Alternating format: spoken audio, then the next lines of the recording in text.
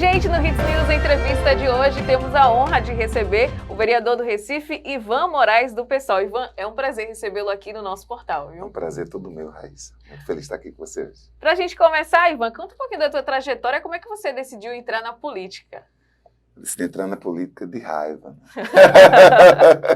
Eu sou jornalista. Eu, como muitas pessoas, entrei na faculdade de jornalismo porque eu queria escrever, viajar e mudar o mundo, né? Muito rapidamente, no início da carreira de jornalismo, entendi, trabalhando nos jornais tradicionais do Recife, entendi que eu não estava escrevendo o que eu queria, não viajava o tanto que eu gostaria, mudando o mundo é que eu não estava mesmo.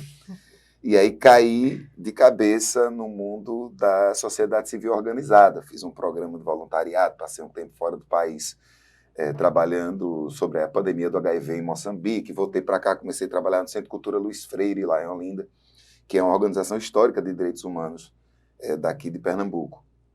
E na minha trajetória de mais de 10 anos no Centro de Cultura Luiz Freire, eu fui aprendendo muito, conhecendo muito as pessoas que lutavam por direitos os mais diversos.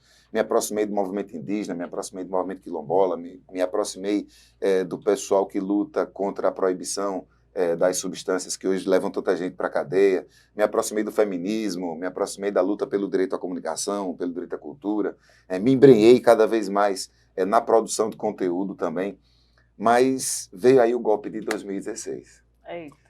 E eu, durante todo esse tempo, eu acreditava que a minha tarefa na disputa por direitos humanos seria na sociedade civil, entendendo a sociedade civil, digamos, como um lugar adequado para eu fazer as propostas que eu tinha, para eu, enfim, mobilizar as pessoas, para eu poder dialogar com a sociedade. O golpe de 16 jogou na minha cara e na de muita gente que é importante, sim, você participar de organizações sociais, que é fundamental você ter propostas, é fundamental você participar das conferências, das audiências, enfim. Mas, se a gente não tiver a disposição de disputar o espaço político, o espaço institucional, a gente vai sempre bater com a cara na porta. Lembra que eu participei do movimento Ocupa Estelita, e no Ocupa Estelita, várias vezes a gente chegava na Câmara do Recife, era barrado, a gente simplesmente não entrava. Não era que não concordassem com as coisas que a gente defendia, a gente não entrava fisicamente na casa do povo. Aí eu disse, rapaz, agora o que eu tenho para fazer é filiar num partido. Não dá para eu ficar só reclamando e levando a porta na cara, né, o tempo todo. E aí me filiei no PSOL em 31 de abril de 2016, no meio de uma passeata contra o golpe veio. E no mês de maio, já no mês seguinte, eu já estava começando a preparar a minha pré-candidatura. E aí foi isso que me trouxe para esse lugar, né? Agora sempre na intenção de fazer as coisas diferentes. Eu não quero ocupar espaço na política para mim.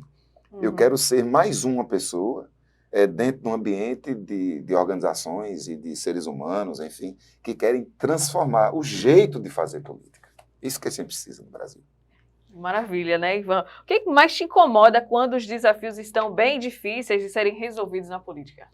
O que mais me incomoda é que falta mais gente. Isso, assim, é o meu grande incômodo, é o que me faz estar aqui. É que falta mais gente. É muito pouca gente que participa de verdade da política. Postar coisa no Twitter não é participar da política. Se indignar nas redes sociais não é necessariamente participar da política. Contribui. Mas não é o tanto que você pode fazer. A gente vive uma época em que muitas pessoas estão muito ocupadas no dizer. Muitas pessoas estão muito mobilizadas em tentar se fazer ouvir, né? Usar os meios que têm alcance, redes sociais, enfim, para dizer coisas, para se posicionar sobre coisas. Bacana. Mas há espaços organizados, institucionais, onde essas coisas são tratadas. Ou seja, onde é que faz a diferença de verdade. E eu sinto que a população brasileira ainda não quer participar desse espaço. A gente veio de um período de ditadura muito grande, em que a política foi muito mal vista, né? Acho que na geração da minha mãe, participar da política era literalmente perigoso, você podia perder a vida. Né? E eu fui muito desencorajado na minha família a participar da política, porque ainda tem esse ranço. Né? E mais recentemente, a criminalização da política fez com que muitas pessoas também tivessem na política, senão uma coisa perigosa, mas uma coisa suja. Né? Na primeira eleição que eu disputei, eu distribuí em Santinho, teve uma situação que o cara chegou assim, você é ladrão. Aí eu, pô, como é que eu sou ladrão, rapaz? Eu tô aqui fazendo campanha. Eu nunca fui nem eleito nada ainda, tu já tá me chamando de ladrão. Não, mas você não é ladrão, mas tá querendo ser. Oxi. Tá entendendo? Aham. Porque assim, na intenção de... Se a gente acha, vamos ser bem honestos, assim, aí é preciso honestidade. Sim. Se a gente acha que todo mundo que quer entrar na política é ladrão e você não é, então você tem que entrar na política. Né? Se você é a única pessoa de moral ilibada no Brasil, entendendo que os cargos públicos são públicos, você vai deixar os ladrões ocupando esse espaço? Então, enfim, eu não acho que todo mundo é ladrão. Acho que tem muita gente boa na política, mas precisa de muito, mas muito, mas muito mais. Essa é a minha grande agonia. Se todo mundo participa da política um pouquinho, ninguém vai ser obrigado a participar o tempo todo, a ficar mergulhado nisso o tempo todo, o que também não é saudável. Com certeza, Ivan. Como político, né, e sempre de olho nas obras do Recife, qual a sua avaliação? Positiva nesse momento ou Recife está a desejar com relação às grandes capitais? Não, veja, eu acho que gerir uma cidade não é só fazer obra. Uhum. Então é preciso que seja feito esse recorte. E eu sou muito honesto, eu faço oposição ao PSB desde que entrei na Câmara. Eu fiz oposição ao prefeito Geraldo Júlio e faço oposição agora ao prefeito João Campos. Há diferenças entre um e outro, muito mais no sentido pessoal. Enfim, o prefeito João Campos é um prefeito mais midiático, é um prefeito que usa melhor redes sociais, é um prefeito jovem, né? É um prefeito que fala uma língua mais próxima da língua das pessoas mais jovens, e aí ele tem vantagens na comunicação quanto a isso. Mas a política que ambos fazem é uma política muito semelhante. É uma política privatista, né? João Campos tem vendido patrimônio público à torta e à direito, vendido prédios públicos. Outro dia quis vender uma escola com gente estudando dentro, e nós barramos, está botando para vender o aeroclube. Então, tem questões. Agora, é preciso também que seja dito da importância do recurso que foi obtido através do Banco Mundial. São 2 bilhões de reais para obras de infraestrutura, para obras de estrutura urbana. Agora, é muito importante que a gente fique de olho nesse recurso, porque ele não pode ser usado principalmente para fazer despejo. A gente tem prefeituras, Raíssa, que nos últimos 10 anos, eu digo porque nós fizemos esse estudo, nos últimos 10 anos, a Prefeitura do Recife, governada pelo PSB, despejou mais pessoas do que concedeu moradia. Isso não é legal. Aí o povo fala assim, a Ponte do Monteiro, que bonita, a Ponte Jaime Guzmão, né? Tava um tempão, a celebração, aí você vê a propaganda na televisão, aquela coisa bonita, aquele drone subindo, e a ponte encostando, e todo mundo, meu Deus, agora eu vou sair da Zona Norte e vou chegar até a Zona Oeste bem rapidinho, e é verdade, eu moro ali perto, é verdade que se eu fosse de carro, normalmente eu vou de bicicleta, mas se eu fosse de carro, da minha casa para a Universidade Federal, eu demoro 40 minutos, 50 minutos. Quando fizer essa ponte, eu vou demorar 20. Mas, só para fazer a ponte, 52 famílias perderam suas casas. E eram casas de alvenaria, casas dentro de uma zona especial de interesse social, enfim, construídas há 40 anos, como o nosso povo constrói suas casas. Um ano você faz a laje, outro ano você bota cerâmica, outro ano você bota pia. De pouquinho, né? E a prefeitura, de uma hora para outra, bota todo mundo embora, sem pagar nem o preço do terreno. Sabe por que não pagou o preço do terreno? São casas em Casa Forte. Porque as casas não tinham título de posse. Quem é que tinha que ter dado o título de posse para essas casas há 30 anos? A própria prefeitura. Então, veja que perversidade, né, da política nessa forma. Então, preciso dizer que é um prefeito mais contemporâneo na linguagem do que o prefeito anterior, mas que representa uma política que eu entendo como uma política ultrapassada, uma política, para usar um termo que se usa, tradicional demais. Acho que Recife não pode funcionar como fosse uma monarquia. Recife não pode funcionar como se tivessem os ungidos, os intermediários, né, e a Rafameia. Acho que se a gente persegue uma democracia, a gente tem que se entender como todos iguais, e é preciso que democracia exista também na gestão do dia a dia da nossa cidade. Com certeza, Ivan. A avaliação do governo Lula, se eu tenho alguma crítica, de 0 a 10, qual sua nota para o governo Lula? Eu tenho várias críticas ao governo Lula. Que bom que eu posso criticar o governo. É verdade. Eu acho que quando a gente estava no ano passado, na época eleitoral, nós dizíamos que era preciso, era fundamental. O PSOL, inclusive, foi a primeira vez que o meu partido não teve candidatura a presidente da República, porque o PSOL entendia que era preciso que se formasse uma frente ampla para eleger Lula, para barrar o fascismo. E aí a gente estava muito tranquilo nessa parceria. Nós entendíamos que a eleição de Lula era um retrocesso, entendo o que eu vou dizer, era um retrocesso de 20 anos. Então, elegendo Lula, nós voltamos 20 anos no tempo. Porque a outra opção era voltar a 60. E a gente não podia voltar a 60. Então, a gente fez campanha para Lula com muito amor, mas com muita responsabilidade. Uhum. Então, Lula é eleito. O que é que o pessoal faz? Também com muita responsabilidade. Nós vamos ser base. A gente vai defender o governo na Câmara, porque a gente sabe que a política está muito polarizada, a extrema-direita cresceu e nós precisamos defender a democracia. Mas a gente não vai ser enquadrado pelo governo. Então, nós não temos cargos ocupados, indicados pelo pessoal dentro da estrutura do governo. Tem militante do pessoal no governo Lula? Tem. Mas esses e essas foram indicadas por outras organizações sociais em que militam. O que é que isso traz para a gente? Tanto a seriedade de defender a democracia dentro de um governo democrático, quanto a independência de dizer que esse governo está errado quando ele estiver errado. Como foi o caso, por exemplo, do arcabouço fiscal, né, que se assemelha muito ao teto de gastos e que dificulta o investimento social no Brasil. Nós denunciamos isso e votamos contra. A gente também precisa dizer que a gente é contra o ministro das Comunicações, que é bolsonarista. A gente não podia estar feliz quando o Lula leiloa o Ministério dos Esportes, que tira a Ana Moser, que sabe tudo de esportes. E aí, a referência à Ana Moser, ela não é uma ex-atleta só, que tem um projeto para ensinar a galera a jogar vôlei. Ana Moser hoje é uma das maiores autoridades em política pública de esporte do mundo. E a gente tira essa mulher do ministério para dar o ministério para o ministro Fufuca. Quer dizer, não é o Fufuca, é o Fufuquinha, porque o Fufuca é o pai do Fufuquinha. Então, isso precisa ser criticado. A gente não está aqui para ficar passando pano, para ficar dizendo que está uma maravilha. Não está uma maravilha. Mas que bom que a gente está no governo Lula. Que bom que a gente voltou com o programa de aquisição de alimentos.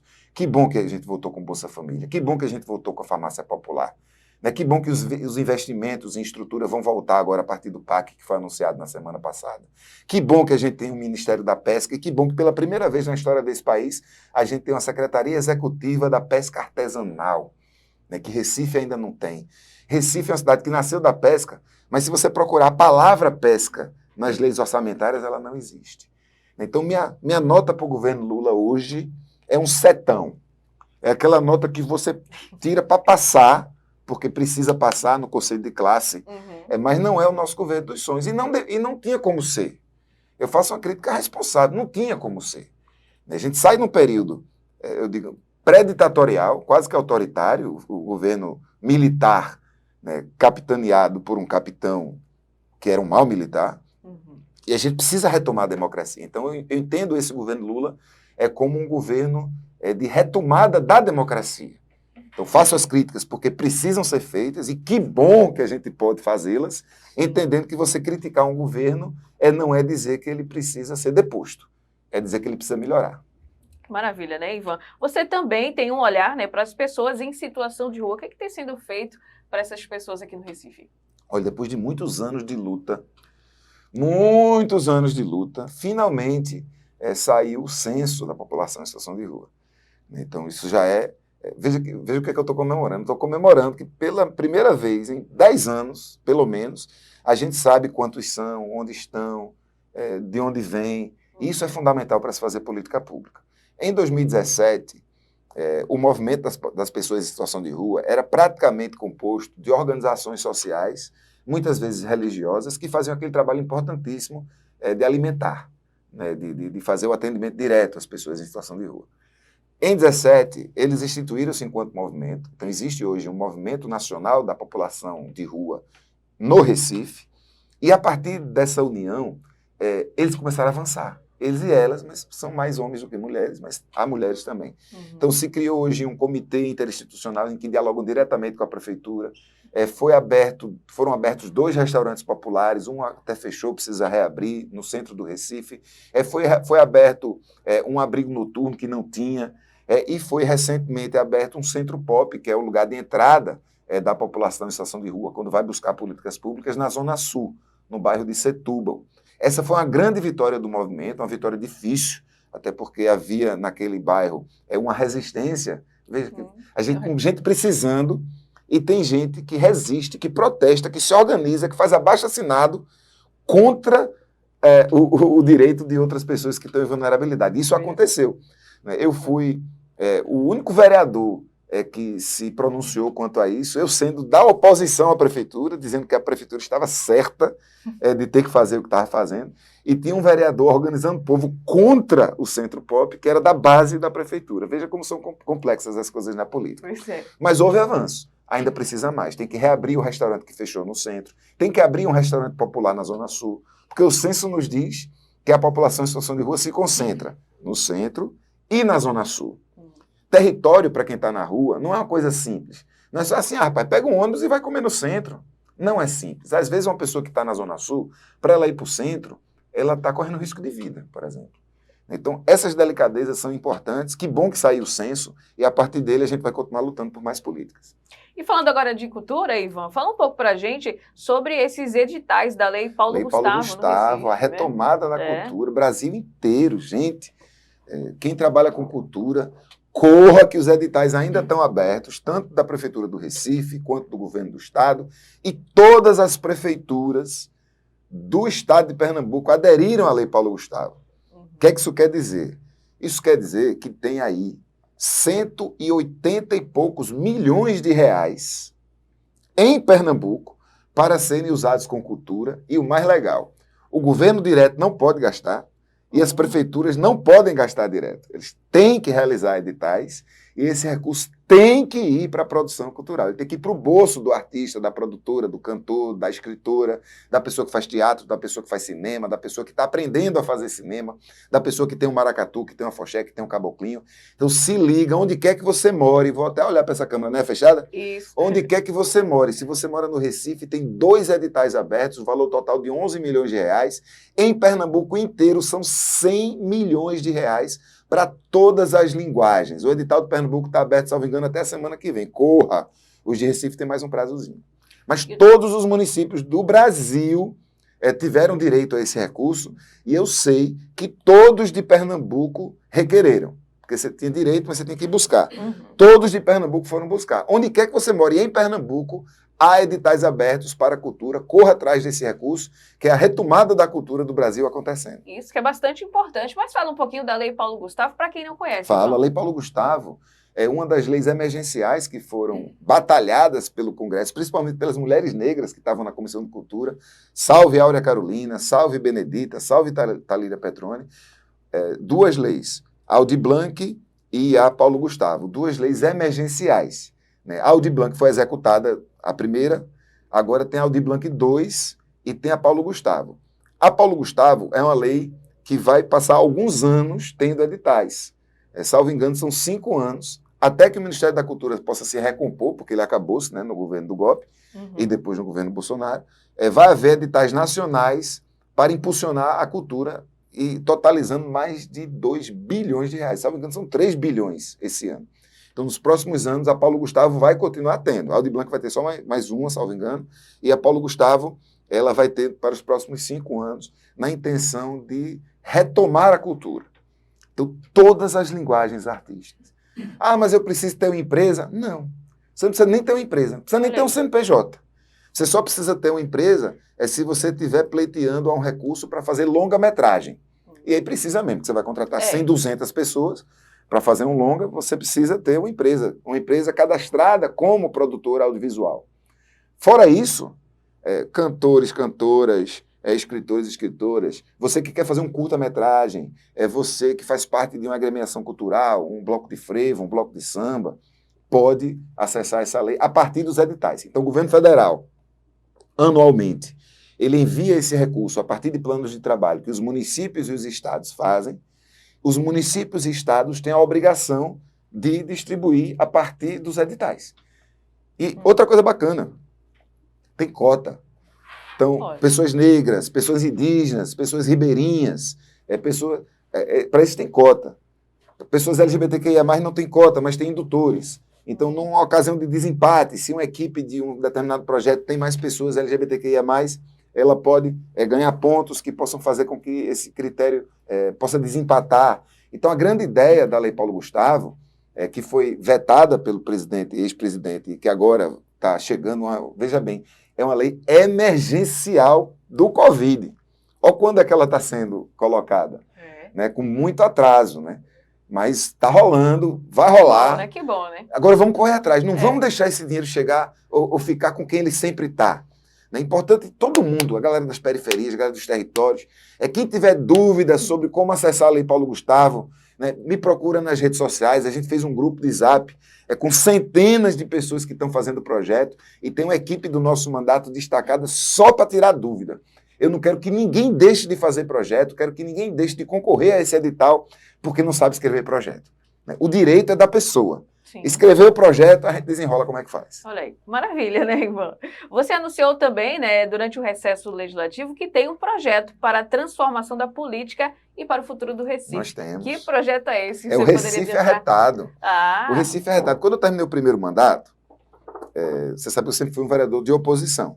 Não é porque eu quis, é porque eu fui eleito por um partido, né, e quem ganhou foi outro partido que tem algumas coisas até que a gente concorda, mas nós estamos na oposição dizendo que ele tem que ser melhor. Então, para quem está na oposição, há quem diga que é muito fácil você reclamar. E faz sentido. Você que não está funcionando, porque há buraco na rua, porque tal escola está sem professor, é porque isso não devia ser assim, devia ser assado. Realmente, reclamar é mais fácil do que fazer. Então, nós nos desafiamos ao final do primeiro mandato. Lembra que eu venho da sociedade civil? Sim. De quem participa de conferência, audiência pública. Época da eleição a gente fazia as cartinhas. O direito à comunicação, a cartinha do direito à cultura, a cartinha... Pronto. Aí disse, não, agora a gente vai ter que propor. Não adianta eu passar 4 anos reclamando, identificando os problemas da gestão, porque identificamos, sem propor. Porque a gente tem que propor, né? Eu sempre fazia uma pergunta quando alguém me trazia uma crítica, eu perguntava assim, e a gente faria o quê? Porque se não tivesse a resposta, a crítica não existe. Ela é nula. É a mesma coisa que o Twitter. Mas se você não tiver uma proposta... Então, a partir disso, a partir de escuta com dezenas de organizações sociais e das pessoas, a gente criou a plataforma Recife Arretado, que foi lançada em 2020. Recife Arretado, um sonho de felicidade. Se você for feliz cidade, que é uma cidade possível. Então, se você for hoje na internet botar recifearretado.com.br, você já vai ver 50 propostas para o Recife, possíveis, factíveis, baseadas em diálogos com muita gente. Isso já está no ar. 50 propostas de 2020. O que é que nós estamos fazendo agora? Se eu fiz isso quando eu terminei o primeiro mandato, ainda sendo candidato a vereador, agora que eu não vou mais ser candidato a vereador no ano que vem, eu tenho a obrigação de reapresentar esse processo atualizado. Porque a situação de 2024 não é a situação de 2020. Né? Há outras perspectivas de novo governo, de nova conjuntura. Então, nós estamos atualizando esse documento com a ajuda de todo mundo. Então, nesse mesmo site, recifearretado.com.br, você tem um formulário que todo mundo, Raíssa, eu quero que você responda. Com certeza, eu vou São lá. 3 perguntas. O que é que Recife tem de melhor? O que é que Recife tem de pior? E me dê uma sugestão para o Recife ficar mais arretado. Só. A gente vai sistematizar tudo isso, adequar as propostas das conferências que já saíram, das cartas, das organizações sociais todas que participam o tempo inteiro, e terminando meu mandato, antes de terminar meu mandato, na verdade eu quero lançar esse documento no início do ano que vem, porque ou eu vou defendê-lo nas eleições, como candidato a prefeito do PSOL, ou eu entregarei formalmente, com muita alegria, esse documento para a pessoa que for defender nosso programa, porque com certeza o PSOL deverá ter candidatura. Assim, a gente sabe que o prefeito João Campos é um prefeito bem avaliado, como eu disse, ele usa a mídia muito bem, ele tem uma comunicação muito competente, ele tem uma linguagem que se aproxima muito do que é a linguagem da juventude, mas ele não é o máximo que a gente pode ter, não. Recife merece muito mais do que essa prefeitura do PSB. Sim, pode melhorar, né? Muito, mas muito. Você não tem nem ideia. Muito. E para a gente finalizar, a gente volta, né, a falar sobre essa questão que você disse, que não vai mais se candidatar para vereador na próxima eleição. Primeiro, explica para a gente por quê e se você vai disputar a prefeitura no ano que vem. Então, por quê? Porque é o certo, gente. A gente reclama tanto, eu reclamava tanto desses políticos que ficam presos numa cadeira, às vezes 30, 40 anos, fazendo 3, 4, 5, 6 mandatos. E desde que entrei, antes de me eleger, não era uma coisa de já vereador. Eu já dizia, o compromisso que eu tenho comigo mesmo com o meu corpo, com a minha família, com as pessoas do meu partido, com as pessoas que caminham comigo na política, que são além do partido, são 2 mandatos seguidos de qualquer cargo. Então, cheguei no 2º mandato de vereador. Né? É muito tentador você continuar. Ontem, na audiência pública do Fundef, eu contei, sei lá, 8, 9 pessoas, desde o guarda municipal até um vereador da base, ou seja, um adversário político, que chegaram para mim para dizer assim, fique, seu trabalho é tão bom, né, bacana, você... Mas, pô, eu fico lisonjeado, fico alegre, fico sorrindo, fico me sentindo, né, com o ego massageado, mas o certo é eu sair. E, Raíssa, se já era princípio antes, eu estou agora chegando na reta final do meu 2º mandato. Hoje eu percebo o quão correta é essa atitude. Para mim, talvez fosse melhor eu me candidatar a vereador. Todo dia 10 entra direitinho o meu salário. Não é? As demandas que o cargo traz são demandas que se colocam a partir do momento em que você se coloca para elas. Agora eu sou um vereador que trabalha, eu trabalho 12, 14 horas por dia. Se o cabo quisesse trabalhar 2 horas por dia, dava. Aí cada um com a sua consciência. Eu não conseguiria. Eu só consigo fazer assim. Então, para eu fazer como eu estou fazendo, mais de 8 anos, o juiz não aguenta, não. E o que é que acontece? Quando vai chegando eu acho que o 3º mandato, o 1º mandato, ele é importantíssimo. Mas é um mandato que você está aprendendo as coisas. É como se você estivesse aprendendo a nadar. Às vezes você está aprendendo a nadar, você faz muito esforço, né, e às vezes não se movimenta muito. Aí eu entendo que no 2º você já aprendeu a nadar. Então você faz o esforço que precisa fazer e começa a se movimentar mais. E, de fato, o 1º mandato, ele costuma ser melhor em termos de resultado do que o 1º. Eu falo do meu, mas eu entendo que deve ser isso para muita gente. No 3º, ele só é melhor para o vereador.